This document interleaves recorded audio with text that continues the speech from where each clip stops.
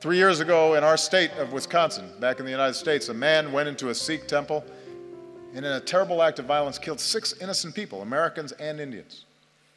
And in that moment of shared grief, our two countries reaffirmed a basic truth, as we must again today, that every person has the right to practice their faith how they choose, or to practice no faith at all, and to do so free of persecution and fear and discrimination. Thank you so much. Thank you so much, Neha, for what a wonderful introduction.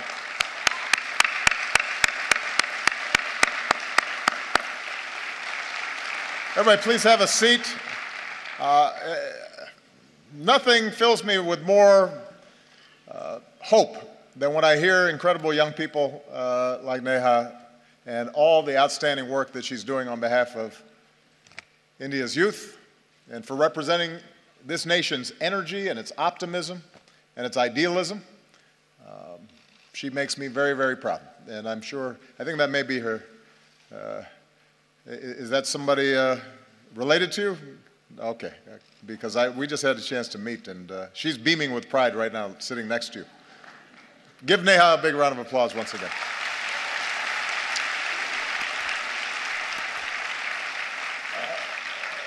Distinguished guests, ladies and gentlemen, to all the students and young people who are here today, to the people of India watching and listening across this vast nation, I bring the friendship and the greetings of the American people. On behalf of myself and Michelle, thank you so much for welcoming us back to India. Bahut dhanyavad.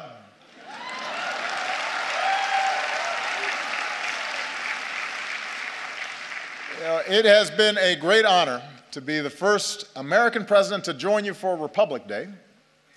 With the tricolor waving above us, we celebrated the strength of your Constitution.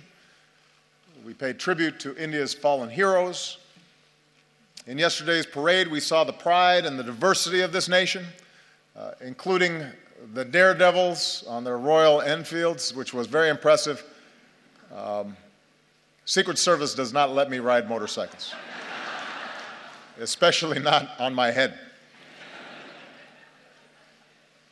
I realize that the sight of an American president as your chief guest on Republic Day would once have seemed unimaginable, but my visit reflects the possibilities of a new moment.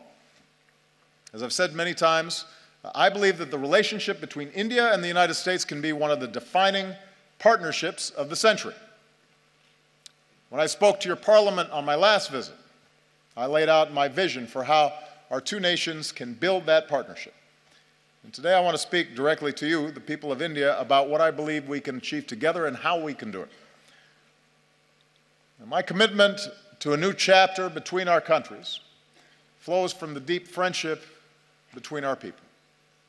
And Michelle and I have felt it ourselves. I recognized India with the first state visit of my presidency, where we also danced to some pretty good Bhangra. For the first time, we brought Diwali to the White House. On our last celebration here,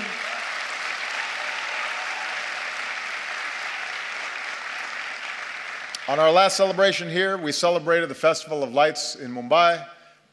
We danced with some children. Unfortunately, we were not able to schedule any dancing this visit. Señorita, bude bude, desho me. You know what I mean. So,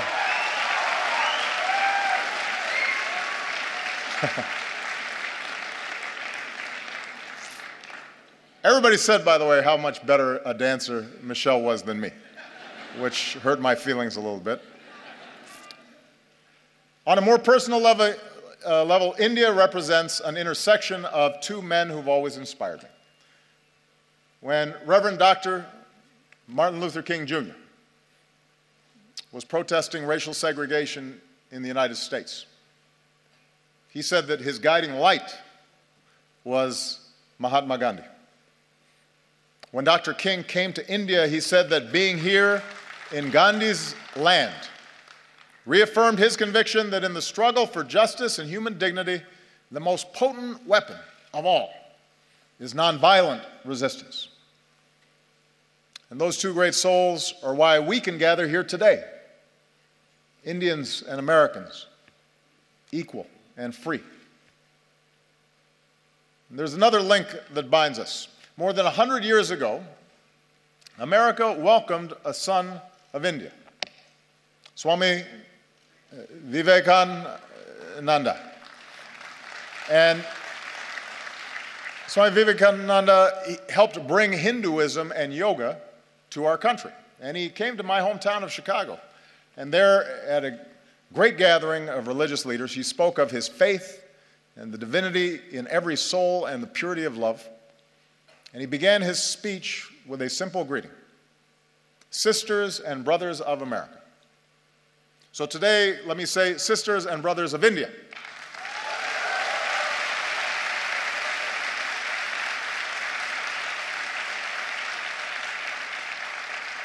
My confidence in what our nations can achieve together is rooted in the values that we share.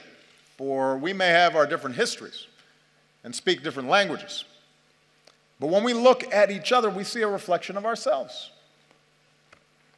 Having thrown off colonialism, we created constitutions that began with the three same words: we the people. As societies that celebrate knowledge and innovation, we transformed ourselves into high-tech hubs of the global economy. Together, we unlocked new discoveries, from the particles of creation to outer space. And we are among the few nations to have gone to both the moon and to Mars.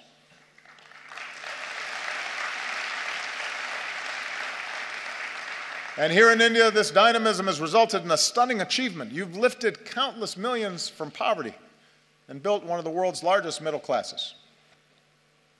And nobody embodies this progress and this sense of possibility more than our young people.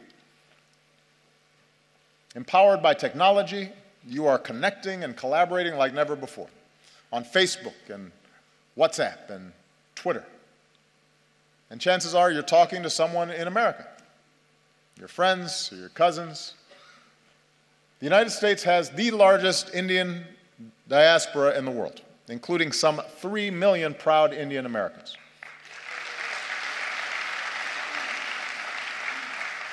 And they make America stronger, and they tie us together. Bonds of family and friendship that allow us to share in each other's success. So for all these reasons, India and the United States are not just natural partners. I believe America can be India's best partner. I believe that.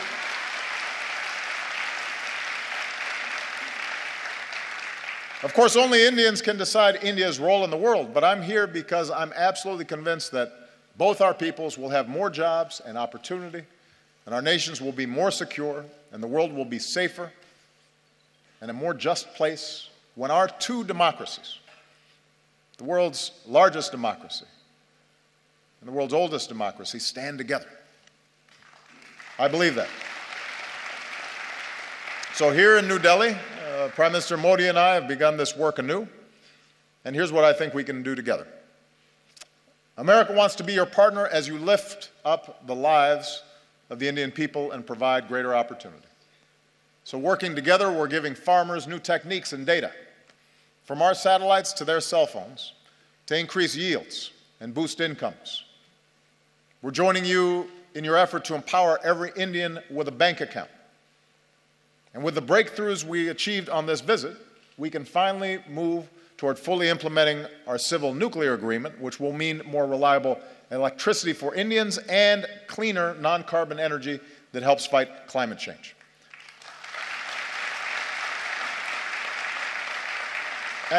And I don't have to describe for you what more electricity means. Students being able to study at night, businesses being able to stay open longer and hire more workers, farmers being able to use mechanized tools that increase their productivity, whole communities seeing more prosperity. In recent years, India has lifted more people out of poverty than any other country. And now we have a historic opportunity, with India leading the way, to end the injustice of extreme poverty all around the world.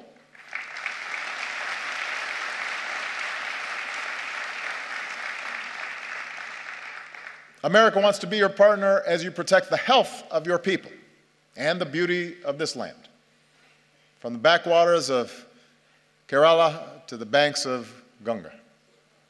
As we deliver more energy, more electricity, let's do it with clean, renewable energy like solar and wind. And let's put cleaner vehicles on the road and more filtration systems on farms and villages. Because every child should be able to drink clean water, and every child should be able to breathe clean air. We need our young people healthy for their futures, and we can do it. We have the technology to do it. America wants to be your partner in igniting the next wave of Indian growth. As India pursues more trade and investment, we want to be first in line. We're ready to join you in building new infrastructure, the roads and the airports, the ports, the bullet trains to propel India into the future. We're ready to help design smart cities that serve citizens better, and we want to develop more advanced technologies with India as we do with our closest allies. We believe we can be even closer partners in ensuring our mutual security. Now, both our nations have known the anguish of terrorism, and we stand united in the defense of our people.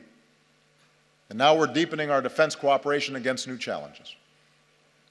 The United States welcomes a greater role for India in the Asia-Pacific, where the freedom of navigation must be upheld and disputes must be resolved peacefully. And even as we acknowledge the world as it is, we must never stop working for the world as it should be, a world without nuclear weapons. That should be a goal for all of us.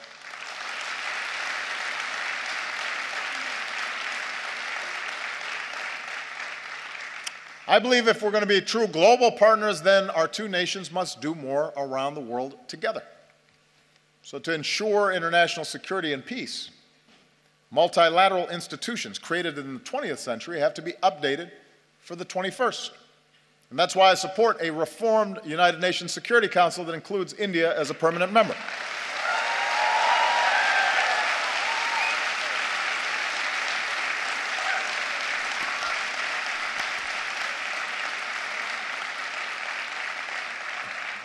Of course, as I've said before, with power comes responsibility. In this region, India can play a positive role in helping countries forge a better future. From Burma to Sri Lanka, where today there's new hope for democracy. With your experience in elections, you can help other countries with theirs. With your expertise in science and medicine, India can do more around the world to fight disease and develop new vaccines, and help us end the moral outrage of even a single child dying from a preventable disease. Together, we can stand up against human trafficking and work to end the scourge of modern-day slavery.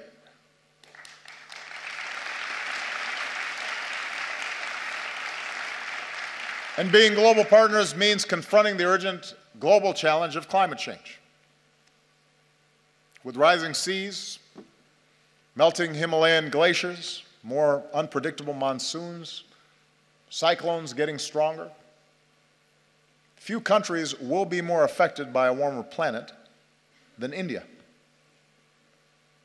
Now, the United States recognizes our part in creating this problem, so we're leading the global effort to combat it. And today I can say that America's carbon pollution is near its lowest level in almost 2 decades.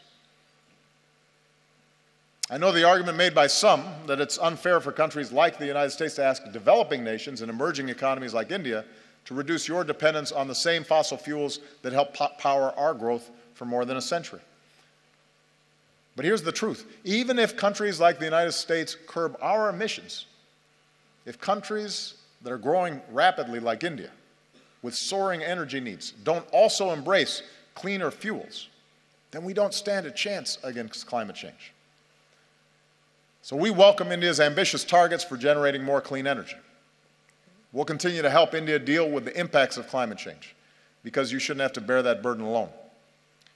And as we keep working for a strong global agreement on climate change, it's young people like you who have to speak up so we can protect this planet for your generation, I'll be gone when the worst effects happen. It's your generation and your children that are going to be impacted. And that's why it's urgent that we begin this work right now. Development that lifts up the lives and health of our people, trade and economic partnerships that reduce poverty and create opportunity, leadership in the world that defends our security and advances human dignity and protects our planet. That's what I believe India and America can do together. So with the rest of my time, I want to discuss how we can do it. Because in big and diverse societies like ours, progress ultimately depends on something more basic, and that is how we see each other. And we know from experience what makes nations strong. Neha, I think, did a great job of describing the essence of what's important here. We are strongest when we see the inherent dignity in every human being. Look at our countries, the incredible diversity, even here in this hall. India is defined by countless languages and dialects in every color and caste and creed, gender and orientations. And likewise in America, we're black and white and Latino and Asian and Indian American and Native American. Your Constitution begins with the pledge to uphold the dignity of the individual. And our Declaration of Independence proclaims that all men are created equal. In both our countries, generations have worked to live up to these ideals. And when he came to India, Martin Luther King Jr. was introduced to some school children as a fellow untouchable. My grandfather was a cook for the British Army in Kenya. The distant branches of Michelle's family tree include both slaves and slave owners. When we were born, people who looked like us still couldn't vote in some parts of the country. Even as America has blessed us with extraordinary opportunities, there were moments in my life where I've been treated differently because of the color of my skin. Many countries, including the United States, grapple with questions of identity and inequality and how we treat each other, people who are different than us, how we deal with diversity of beliefs and of faiths. And right now, in crowded neighborhoods not far from here, a man is driving an auto rickshaw or washing somebody else's clothes or doing the hard work no one else will do. And a woman is cleaning somebody else's house. And a young man is on a bicycle delivering lunch. A little girl is hauling a heavy bucket of water. And I believe their dreams, their hopes, are just as important, just as beautiful, just as worthy as ours. And so even as we live in a world of terrible inequality, we're also proud to live in countries where even the grandson of a cook can become president, or even a Dalit can help write a constitution, and even a tea seller can become prime minister.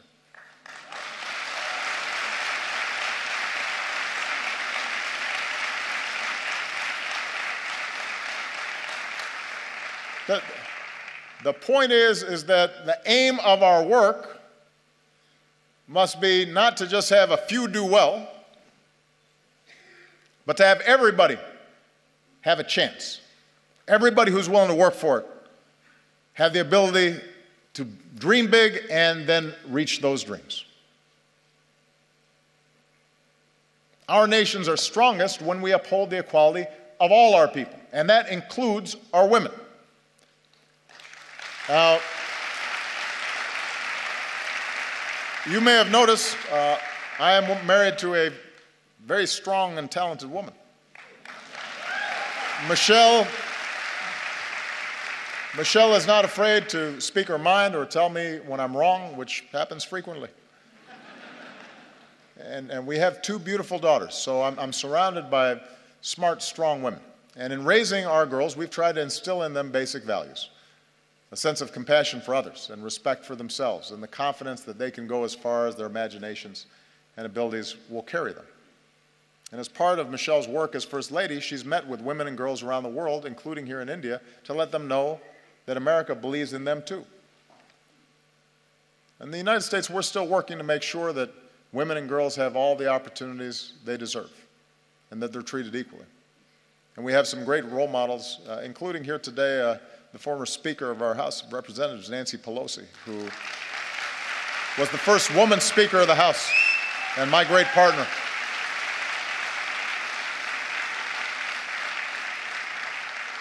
And here in India, it's the wives and the mothers who so often hold families and communities together. Indian women have shown that they can succeed in every field, including government, where many of your leaders are women. And the young women who are here today are part of a new generation that is making your voice heard and standing up and determined to play your part in India's progress. And here's what we know. We know from experience that nations are more successful when their women are successful. When girls go to school,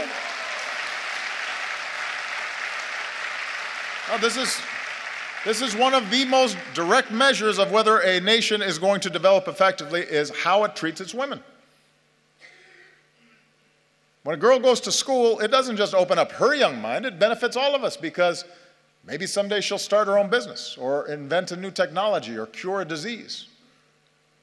And when women are able to work, families are healthier and communities are wealthier and entire countries are more prosperous. And when young women are educated, then their children are going to be well educated and have more opportunity. So if nations really want to succeed in today's global economy, they can't simply ignore the talents of half their people. And as husbands and fathers and brothers, we have to step up because every girl's life matters. Every daughter deserves the same chance as our sons. Every woman should be able to go about her day, to walk the streets or ride the bus and be safe and be treated with respect and dignity. She deserves that.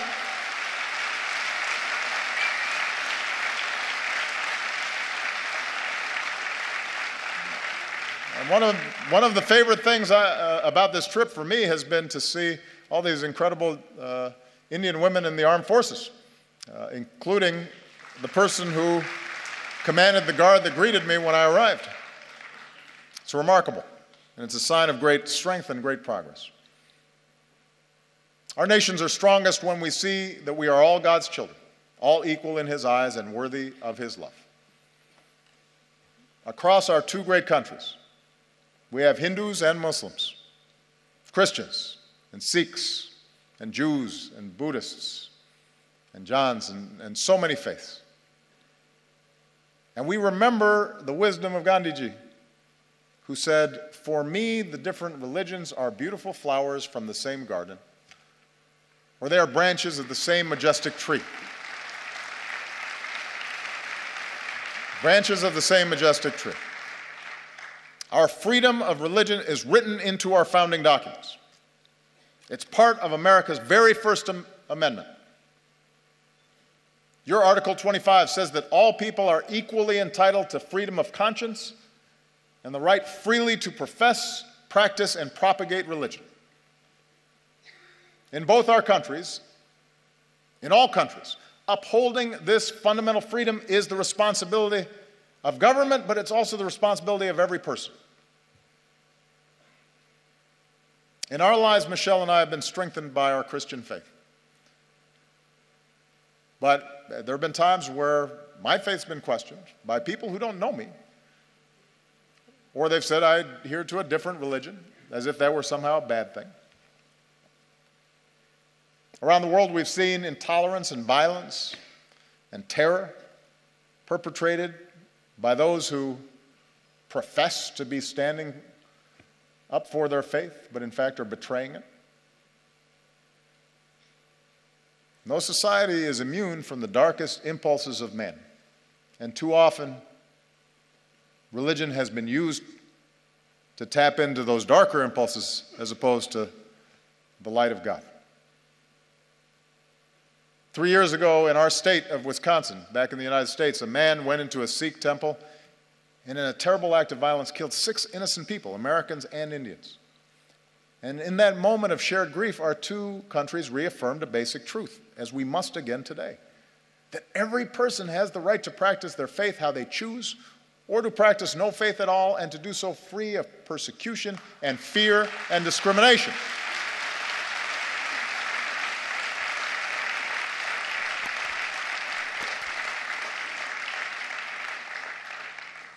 The peace we seek in the world begins in human hearts. And it finds its glorious expression when we look beyond any differences in religion or tribe and rejoice in the beauty of every soul. And nowhere is that more important than India. Nowhere is it going to be more necessary for that foundational value to be upheld. India will succeed so long as it is not splintered along the lines of religious faith, so long as it's not splintered along any lines, and is unified as one nation. And it's when all Indians, whatever your faith, go to the movies and applaud actors like Shah Rukh Khan, and when you celebrate athletes like Milkha Singh or Mary Kom.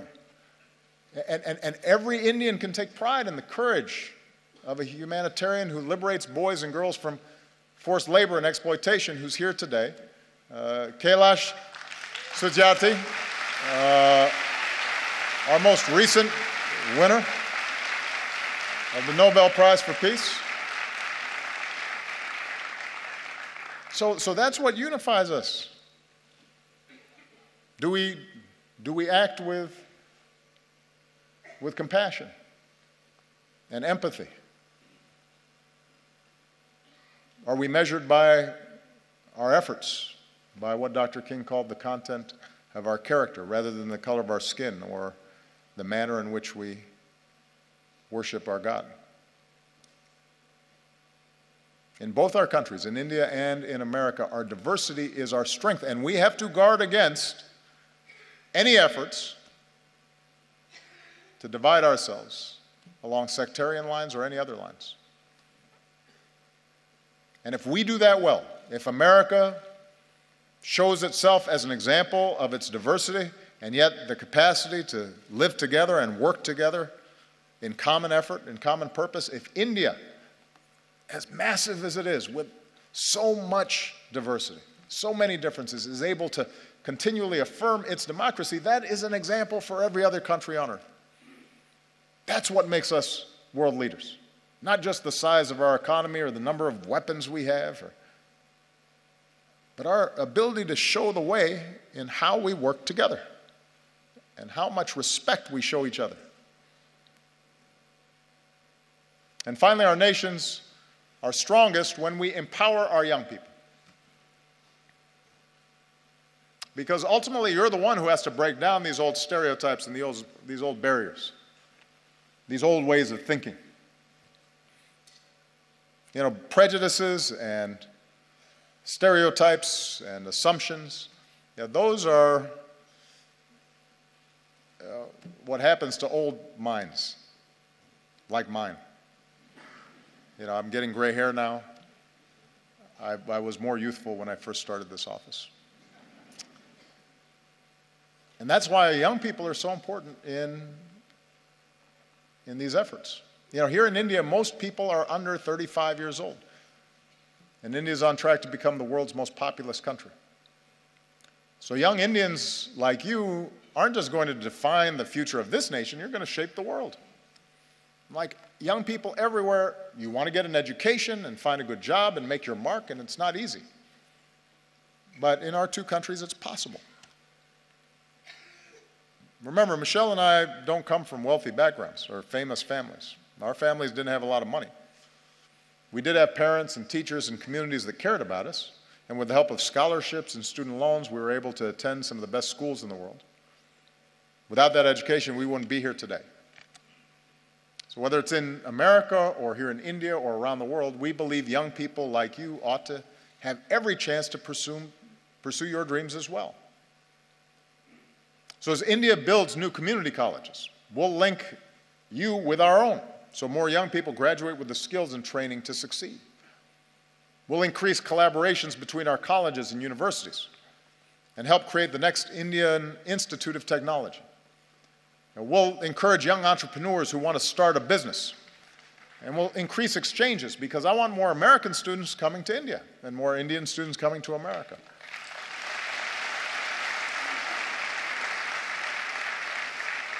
And that way we can learn from each other and we can go further.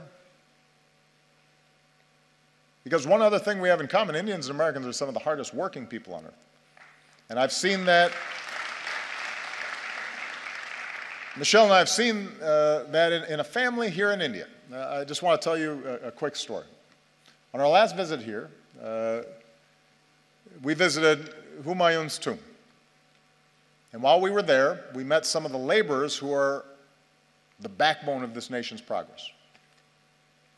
We met their children and their families as well, and some wonderful young children with bright smiles, sparks in their eyes. And one of the children we met was a boy named Vishal. And today Vishal is 16 years old, and he and his family live in South Delhi in the village of Murbun. This is Vishal. And his mother works hard in their modest home, and his sister is now in university. She wants to become a teacher. His brother is a construction worker earning his daily wage. And his father works as a stone layer farther away, but sends home what little he makes so Vishal can go to school. And Vishal loves math, and mostly he studies. And when he's not studying, he likes watching Kubudi. And he dreams of someday joining the Indian Armed Forces.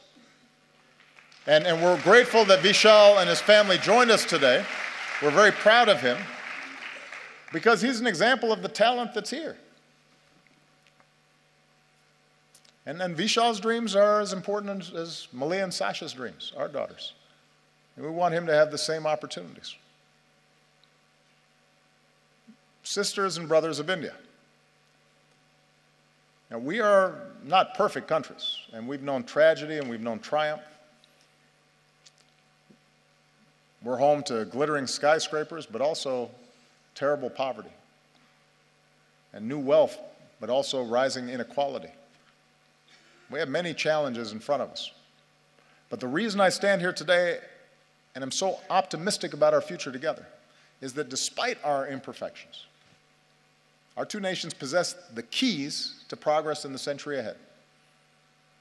We vote in free elections. We work and we build and we innovate. We lift up the least among us. We reach for heights previous generations could not even imagine.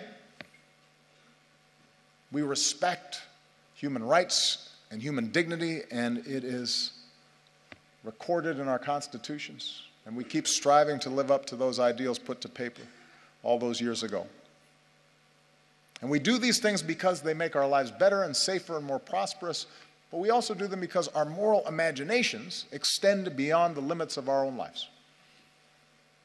And we believe that the circumstances of our birth need not dictate the arc of our lives. We believe in the father working far from home, sending money back so his family might have a better life.